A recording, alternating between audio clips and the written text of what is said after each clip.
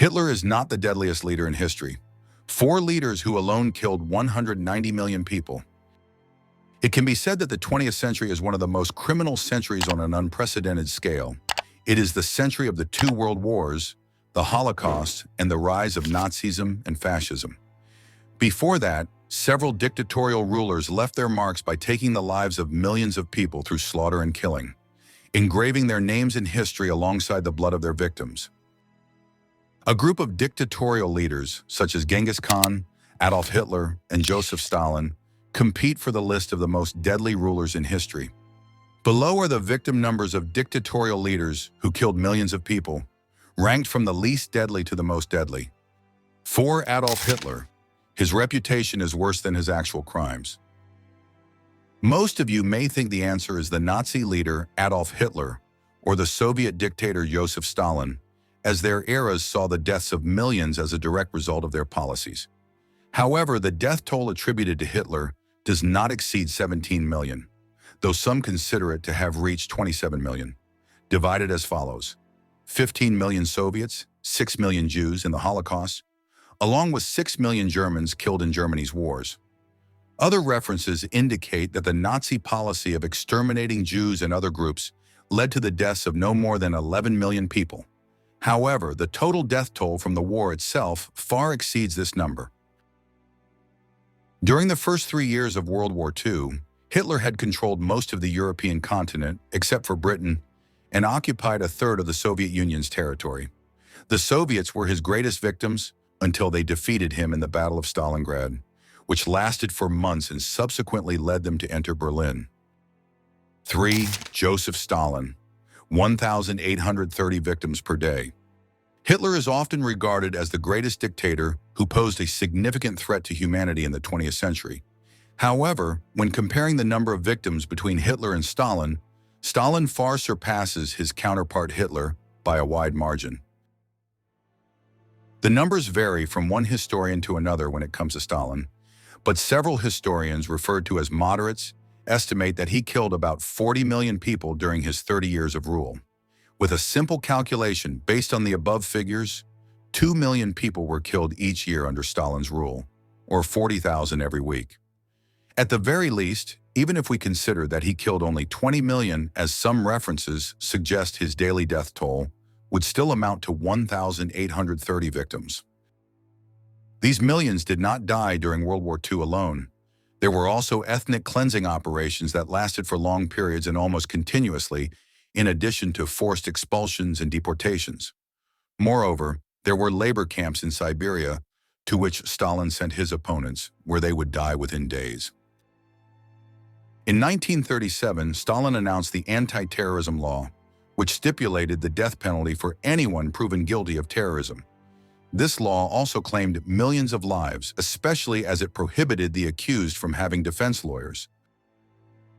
According to Georgian historian Roy Alexandrovich Medvedev, 20 million people fell victim to Stalin's reckless whims, including irresponsible killings, forced deportations, political purges, and labor camps, while another 20 million Soviets were victims of World War II.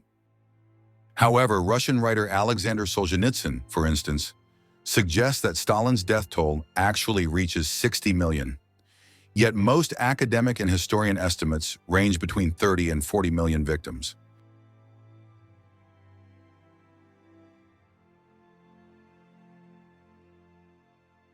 Genghis Khan, 40 million victims.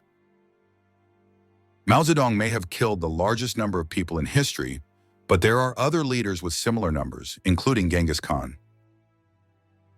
Even if you are not well versed in the stories and mysteries of history, you surely know that the name of the Mongol leader Genghis Khan is primarily associated with bloodshed. It is said that he killed the entire population of a city, about 2 million people, in just 1 hour, then beheaded them and stacked their skulls into a pyramid. The Mongol emperor, along with his sons, succeeded in establishing the largest contiguous land empire in human history during his reign, which lasted from 1206 to 1227. The Mongols relied more on violence than diplomacy in their conquests. The brutal Mongol armies terrified the entire world when they began their bloody journey in the 13th century, from East Asia and China to the Abbasid Caliphate. The tragedy reached its peak in the Muslim lands when these armies, led by Hulagu, invaded the Abbasid capital of Baghdad and killed Caliph al-Mustasim Billah in 1258. Medieval population estimates indicate that China lost tens of millions of people during Khan's rule.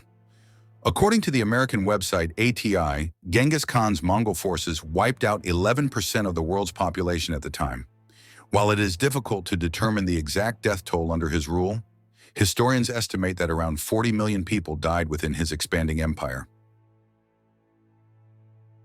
This makes Genghis Khan one of the deadliest killers in world history, especially considering that this staggering number of victims fell within a span of no more than 20 years. Meanwhile, other leaders have a notorious reputation, despite their death tolls being much lower, though equally horrifying. 1. Mao Zedong. Between 78 and 80 million victims. The truth is that the most criminal leader of the 20th century was Mao Zedong, the Chinese dictator who ruled for 27 years and is considered the spiritual father of modern China. Mao Zedong led the Chinese Revolution and was considered part of the communist camp at the time. Not only that, but Mao also developed a different form of communism known as Maoism, named after him. The authors of the book Mao Zedong, The Unknown Story, one of whom was a former Red Guard soldier under Mao, argue that Mao was not a true believer in communism. Instead, they claim he was an opportunist who embraced communism only because it would help him reach power, supported by the Soviet Union. Despite having previously joined the anti-communist forces in China, the Nationalists. On his way to power, Mao entered a civil war, which he won, making him the uncontested leader of the Communist Party, the president of the People's Republic of China, and the head of the military committee overseeing the army. This was in 1949. In 1958, Mao launched the Great Leap Forward campaign, aiming to mobilize the Chinese workforce with hopes of turning China into a global competitor. However, his harsh policies forced millions to leave their homes, subjected civilians to punishment, and triggered famines across the country. People faced terrible punishments for the slightest offenses during that period. They were forced to work under any conditions and suffered from deliberate, brutal starvation. Historian Frank Decotter states that between 2 and 3 million people were tortured or killed for trivial reasons. In an article he wrote for History Today in 2016, Decotter provided an example of Mao's brutality during that era, writing, "When a boy stole a handful of grain in a village in Hunan, the village mayor forced the boy's father to bury him alive, and the father died of grief a few days later." Decotter estimates that the number of people who died as a result of Mao's policies reached at least 45 million people between 1958 and 1962 alone. However, the number could rise to 78 or 80 million, making Mao Zedong the greatest killer in history, especially considering his actions that cannot be described as rational. In 1966, Mao launched what he called the Cultural Revolution. But in reality, it was just an attempt to eliminate all his political opponents within the Communist Party. The Red Guard, mostly composed of students, was under Mao's control, and his wife Jiang Qing, along with 3 other leaders, led the Cultural Revolution. The Cultural Revolution lasted about 7 years, during which nearly 1 million Chinese were killed. The Red Guard killed university professors, intellectuals, and anyone suspected of disagreeing with the leader's decisions, or anyone who failed to memorize the text of the Little Red Book written by Mao. In one of Mao Zedong's episodes, he led a campaign to eliminate what he called the 4 pests: flies, mosquitoes, rats, and locusts. The government began hunting insects and rats and killing birds due to the locust season in China. The campaign targeted the sparrows because they ate the grain crops, forgetting that they also consumed insects.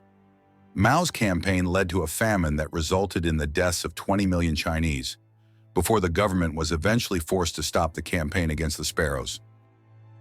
At the same time, rulers like Leopold II of Belgium oversaw the deaths of an estimated 8 to 11 million people during his reign, while Cambodian leader Pol Pot is estimated to have caused the deaths of between 1.5 and 2 million people.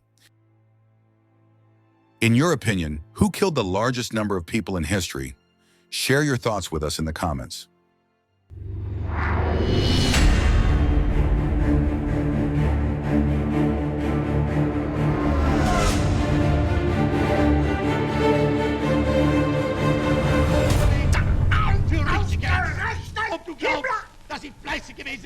dass ich gearbeitet habe, dass ich mich in diesem Jahr Das ist der eingesetzt schlimmste habe, Verrat dass von ich allen! anständig meine Zeit... Und das